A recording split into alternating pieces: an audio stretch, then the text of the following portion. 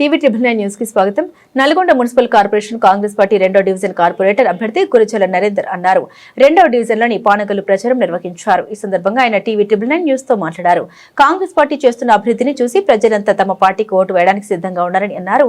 ఈ కార్యక్రమంలో ఆ డివిజన్ కు చెందిన బుర్రి మహేష్, తక్కిళ్ల వంశీ, చింతా హర్షవర్ధన్, కిన్నెర అలెక్స్, చింతా హర్షవర్ధన్, చోబన్, ఎండి వసీం, మజీద్ తదితరులు పాల్గొన్నారు. నేను గురుజాల నరేందర్ 2వ వార్డు కార్పొరేటర్ అభ్యర్థిగా కాంగ్రెస్ పార్టీ నుంచి పోటీ చేస్తున్నాను. ముఖ్యంగా ఇక్కడ పోటీ చేయడానికి ప్రజలకు అందుబాటులో ఉండాలనే ఉద్దేశంతో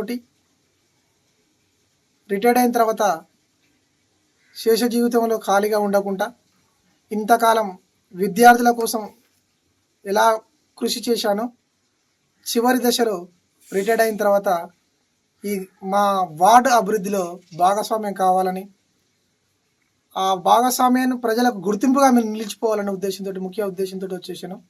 ఆ ఉద్దేశాన్ని నా యొక్క ఆలోచన విధానాన్ని కాంగ్రెస్ పార్టీ ముందుకు తీసుకొచ్చి, నరేందర్ మీరు పోటీ చేయండి, మీరు ఖాళీగా ఉన్నారు.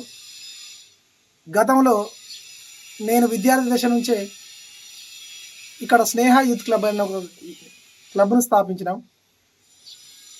నేను గ్రాడ్యుయేషన్ దశలో ఉన్నప్పుడే స్నేహ యూత్ క్లబ్ అనే దాన్ని స్థాపించి అన్ని కులాల వారిని కలుపుకొని ఆ స్నేహ యూత్ క్లబ్ నుంచి మేము అనేక కార్యక్రమాలు చేసుకున్నాం.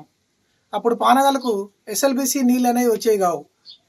మేము విద్యార్థులందరం కలిసి ఏం చేసామంటే చైన్ సిస్టమ్, కాలువలు, చెరువులు లింక్ ఉంటాయి కదా, లింక్ చెరువులు ఏమో గొలుసు చెరువుల నుంచి నీళ్ళు వచ్చాయి. అయితే పానగల్ చెరువు, గొలుసు చెరువుల నుంచి నీళ్ళు రావడానికి అనేక సార్లు అనేక మంది వాటిని కట్టుకుంటూ పోతూ ఉంటే మేము వాటిని తొలగించుకుంటూ మా చెరువులోకి నీళ్ళు రావాలి, మా రైతులకు వ్యవసాయం చేసుకోవాలనే ఆలోచనతో విద్యార్థి దశ నుంచే నేను దాంట్లో పార్టిసిపేషన్ అయ్యాను.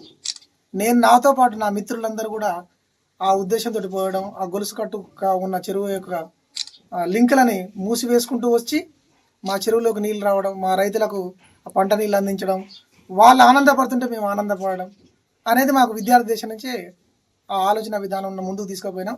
మా రైతులందరూ కూడా అప్పుడు సంతోషపడ్డారు. మా ఏ సమస్య వచ్చినా మా స్నేహ యూత్ క్లబ్ కాడికే వచ్చేవాళ్ళు. ఆ తర్వాత విద్యార్థి దశ నుంచి డిఎస్సి పూర్తి చేసుకున్నాను, గ్రాడ్యుయేషన్ పూర్తి చేశాను, తర్వాత టీచర్గా సెలెక్ట్ అయ్యాను, సబ్ ఇన్స్పెక్టర్ కూడా నేను సెలెక్ట్ అయ్యాను. ఇంటర్వ్యూ దశలోనే అది పోయింది. ఆ తర్వాత ఉపాధ్యాయుడిగా నియామకమై 95 డిఎస్సిలో 94 డిఎస్సి నుంచి 95లో ఉద్యోగం వచ్చిండ్రు, వెళ్ళిపోయాను. ఆ 94లో స్నేహ యూత్ క్లబ్ నుంచి మళ్ళీ ఒకసారి పోటీ చేయించారు నన్ను విద్యార్థి నాయకునిగా.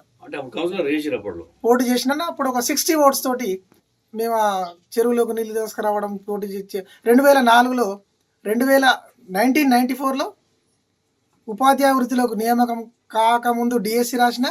ఆ డిఎస్సికి ముందు మేము మీరంతా కలిసి, మా మిత్రులందరూ కలిసి స్నేహ యూత్ క్లబ్ నుంచి పోటీ చేయించిండ్రు. ఆ పోటీ చేసినప్పుడు జస్ట్ ఒక 60 ఓట్లతోటి ఇండిపెండెంట్ అభ్యర్థిగా ఓడిపోయాను విద్యార్థి నాయకునిగానే. ఆ తర్వాత ఉపాధ్యాయ వృత్తిలోకి వెళ్ళిపోయాను. ఉపాధ్యాయ వృత్తిలో ఉంటూనే కాంగ్రెస్ పార్టీకి సేవ చేసుకుంటూ ఇక అప్పటి నుంచి కాంగ్రెస్ పార్టీకి అనుబంధంగానే ఉపాధ్యాయ వృత్తిలో ఉంటూ కాంగ్రెస్ పార్టీకి అనుబంధంగానే ఉపాధ్యాయ సంఘ నాయకులతో కలిసిపోయి పనిచేసుకుంటూ ఉన్నాను. తర్వాత అలా పనిచేసుకుంటూ ఉంటూ ప్రతి కార్యక్రమంలో పాల్గొంటూ ఇక్కడ మా వార్డులో ఎవరికి ఎలాంటి సమస్యలు వచ్చినా ఆ సమస్యలో ముందుండేవాడిని. ప్రతి సెలవు దినాల్లో ఎవరికి ఆపద వచ్చినా దానికి ముందుండేవాడిని.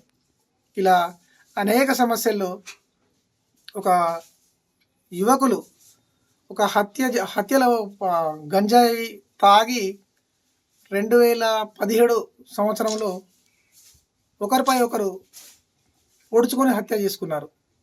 దాంట్లో ఆ చంపుకునే కార్యక్రమంలో భాగంగా ఒక పాపం వ్యవసాయం చేసుకునే పిల్లవాడు దీపావళి నాటి చనిపోయాడు. ఆ చనిపోయినప్పుడు నేను వెంకరెడ్డి గారి, మన ప్రియతమ నాయకులు గౌరవ వెంకరెడ్డి సార్ గారికి ఎమ్మెల్యేగా ఉన్నారు. వాళ్ళు అప్పుడు అందరూ మా వార్డు నుంచి అందరు వచ్చేసి ఇట్లా పిల్లగాడు చంపబడ్డాడు, హాస్పిటల్లో శవం ఉంది, కూలి చేసుకునే పిల్లగాడు, ఏం చేయాలని ఆలోచిస్తున్న సమయంలో వెంకరెడ్డి గారికి, మంత్రి గారికి, ఇప్పుడు ప్రస్తుతం నా మంత్రి గారికి ఆ రోజులు నేను ఫోన్ చేస్తే తాను హైదరాబాద్లో ఉండి వెంటనే మీరు వెళ్ళిరండి, మీకు నేను ఆ డెడ్ బాడీ ఇప్పిస్తాను రమ్మని ఫోన్ మీరు ఏమంటే సన్షైన్ హాస్పిటల్కి పంపించిండు. సారే డబ్బులన్నీ ఇచ్చి పూర్తిగా తానే పే చేసి మందులవి కూడా ఇచ్చేసి బాడీని పోస్ట్ మార్టం పంపించి పోస్ట్ మార్టం చేయించి అప్పచెప్పడం జరిగింది. అది పూర్తిగా నా ఆధ్వర్యంలోనే జరిగింది. అలాంటి కార్యక్రమాల్లో ప్రతి దాంట్లో ముందుండడం, ఎవరికైనా ఎలాంటి సమస్యలు వచ్చినా, అనారోగ్య సమస్యలున్నా, పంచాయతీలైనా ఒక ఉపాధ్యాయుడిగా గౌరవంగా పిలిస్తే దాన్ని నేను వాళ్ళ ముందుండి ఆ సమస్యలను పరిష్కరించడం, ఆ పరిష్కరించిన కార్యక్రమంలో ఎలాంటిది కూడా నేను లాభాపేక్షలు పొందకుండా, కనీసం అట్లీస్ట్ టీ కూడా తీసుకోకుండా వాళ్ళ సమస్యల్లో నా వంతు కృషి చేసి వచ్చినాను. ఆ విధంగా ముందుకు వస్తున్న క్రమంలో 2014 మా శ్రీమతిని కాంగ్రెస్ పార్టీ అభ్యర్థిగా నియమించిండ్రు. నేను ఉపాధ్యాయ వృత్తిలోనే ఉన్నాను. నా భార్యని కౌన్సిలర్గా గౌరవ్ వెంకటరెడ్డి సార్ గారు నా భార్యని కౌన్సిలర్గా పోటీ చేయించినారు. అప్పుడు నేను ఎదురుగా జెండా పట్టుకొని ముందుకు వచ్చే పరిస్థితి లేదు. ఆ కాలంలో నా భార్య కేవలం ఒక 30 ఓట్ల తేడాతోటి ఓడిపోయింది. తర్వాత నేను రాజకీయాల్లోనే పరోక్షంగా పాల్గొంటూ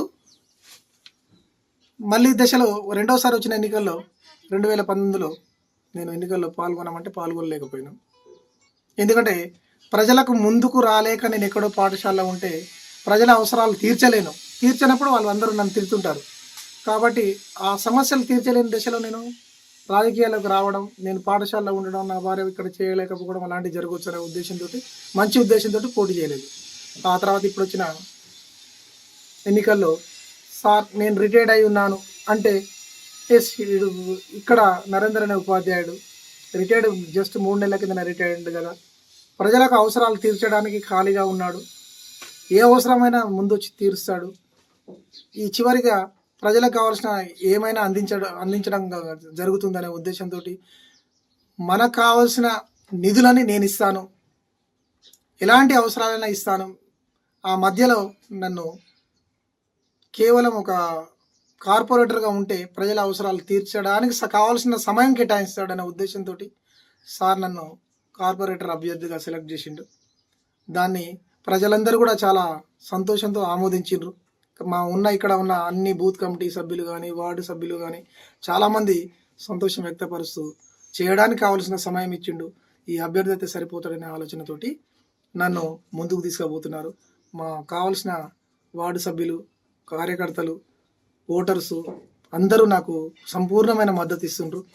ఆ మద్దతుతో నేను విజయాన్ని పొంది వార్డు సభ్యులకు కావాల్సినంత పూర్తి సహకారాన్ని చేయగలనే ధీమాతోటి నేను ముందుకు పోతున్నాను. మద్దతు ఇస్తున్నారు. నేను విజయ పదంలో ముందుకు పోతున్నాను. ఖచ్చితంగా నేను గెలవగలను. సంపూర్ణమైన మెజారిటీతో, అత్యధిక మెజారిటీతో గెలుపు బాటలో ప్రయాణిస్తాను.